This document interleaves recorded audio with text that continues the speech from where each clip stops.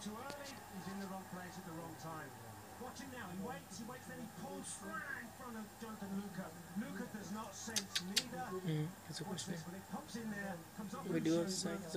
Navy times his run, Luca doesn't sense that. And that's the big problem.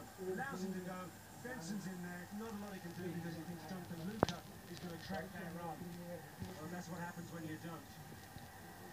Note to self, all young players, track midfield runners. They have a habit of doing this to you if you don't.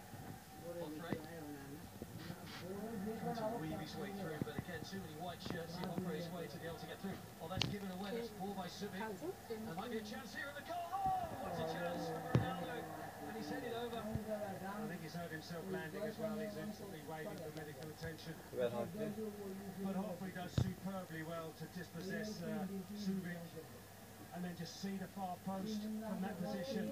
Oh dear.